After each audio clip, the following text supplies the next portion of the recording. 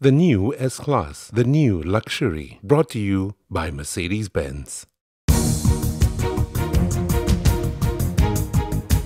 AirAsia Group CEO Tan Sri Tony Fernandes says the group is in the midst of formulating a plan to regularise its financial condition after being classified as a Practice Note 17 company after failing to secure an extension of relief period from the Bourse. In a statement, Fernandes said the group's PN17 status is a reflection of the current state of its balance sheet, which has been negatively impacted by the COVID-19 crisis. He explains that while AirAsia was provided with an 18-month relief period from July 8, 2020, and were subsequently not required to comply with the obligations in the listing requirements, the group has undertaken various fundraising exercises. Fernandes says that AirAsia has put in place a solid foundation to not only survive but recover from the effects of the pandemic stronger than ever in the near future. In particular, he noted that the company has raised over 2.5 billion ringgit to date, including from a private placement of 336.5 million in the first quarter of 2021.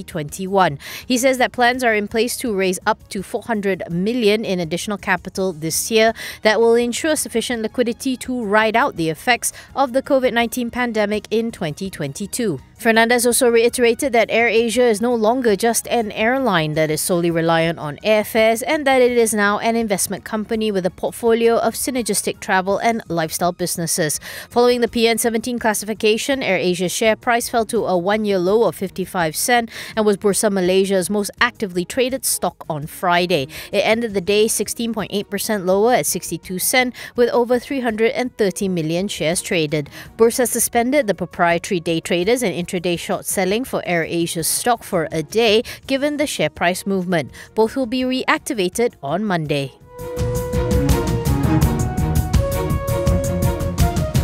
United Overseas Bank will be paying some 5 billion Sing dollars for Citigroup's consumer banking businesses in Indonesia, Malaysia, Thailand and Vietnam. During a virtual briefing, UOB Chief Financial Officer Lee Wai-Fai says the acquisition price includes Citi's net asset base of around 4 billion Sing dollars for the businesses in the four countries, plus a premium of 915 million Singapore dollars. He says the transaction is valued at 1.2 times the net asset value of the Southeast Asian operations and will be fully funded by UOB's excess capital. Lee adds that the Common Equity Tier 1 impact on UOB would be 0.7%, resulting in a pro forma CET1 ratio of 12.8%. He says the group remains well capitalized, with UOB aiming to restore its CET1 ratio to above 13% by 2023 and its return on equity to above 13% by 2026. Lee describes this deal as a reasonably priced acquisition that enables UOB to scale its franchise,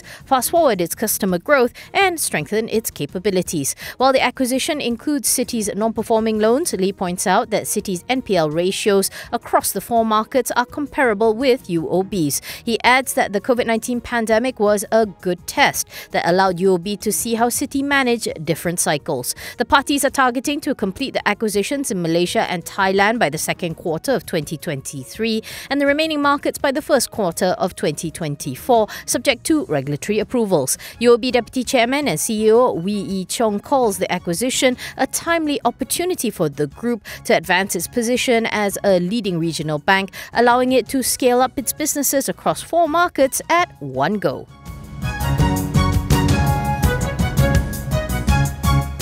Malaysian Anti-Corruption Commission Chief Commissioner Tan Sri Azam Baki could be jailed for contempt if he defies the parliamentary subpoena to appear before the Parliamentary Select Committee on the agencies under the PM's department on January 19th, according to DAP's Lim Kit Siang. In a statement on Friday, the Iskandar Puteri MP said Azam was wrong when he said he was responsible only to the MACC Anti-Corruption Advisory Board when he owes a higher responsibility to Parliament. He says the Houses of Parliament Privileges and Powers Act 1952 is very clear that Parliament can punish Azam for contempt if he defies the PSC subpoena. Meanwhile, Dewan Negara President Tan Sri Rais Yatim says that it is up to the Public Service Commission to decide if Azam should take a leave of absence pending the ongoing investigations into his alleged stock purchases. Rais, who is also the chairman of the Special Committee on Corruption, says the convention is for government servants under investigation to either go on leave or be suspended from carrying out their duties. However, he also mentioned that hasn't always been the case. According to Rais, the stock trading controversy may just be misconduct rather than a criminal act, according to reports. Even so, he believes it is best for Azam to take a short break while investigations are still ongoing.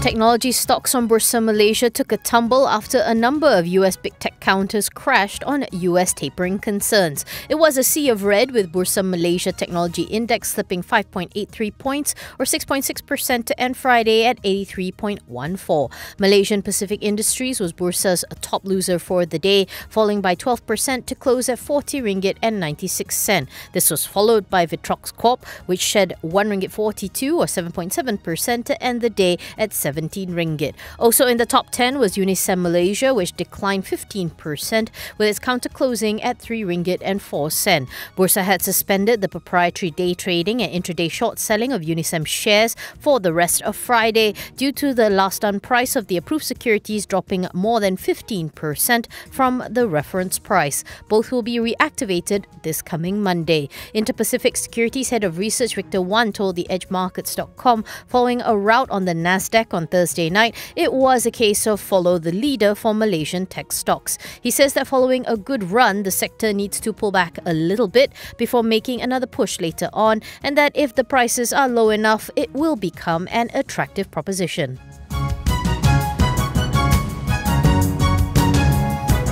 Independent burn-in and test service provider Kesem Industries said its plant in China under Kesem Industries Tianjin has stopped production to observe lockdown regulations. This was imposed by the government there following the discovery of COVID-19 cases. According to a BOSS filing, Kesem says it is uncertain of the duration and extent of the virus spread in Tianjin at the moment. As such, the company is unable to immediately assess the exact impact of the development on its financial results for the second quarter ending January 31st, 2022.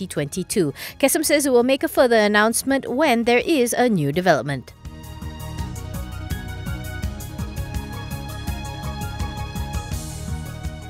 This program was brought to you by Mercedes-Benz.